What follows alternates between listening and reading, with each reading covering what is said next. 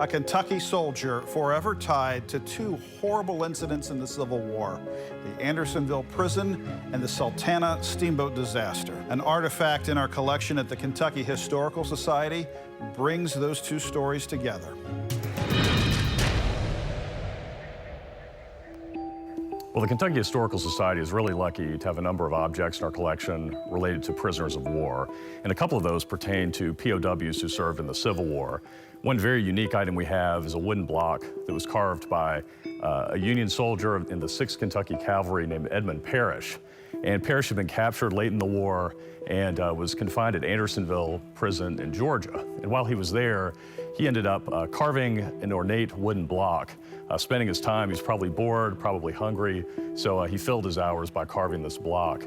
The block includes names of battles in which he probably participated in Tennessee, also has an eagle and a shield on it. We do know a little bit about Edmund Parrish. He rose through the ranks in the 6th Kentucky Volunteer Cavalry. He started as a sergeant, made his way to captain, participated in a number of battles that regiment was in. It's likely he was captured while his unit was operating down in Georgia as the war sort of wound down during Sherman's march to the sea and the fighting around Atlanta.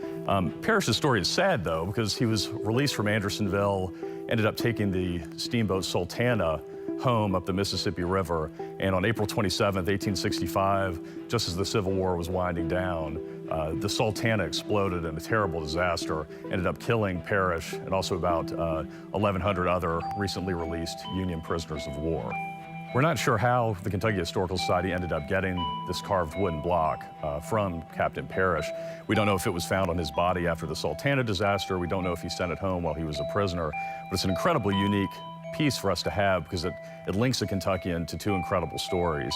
First, there's the story of the Andersonville prison in Georgia, which was a notorious Civil War prison, and the second being the explosion of the steamboat Sultana, which still stands as the worst maritime disaster in U.S. history.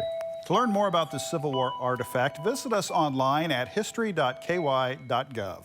From the Kentucky History Center and Museums in downtown Frankfort, I'm Doug High.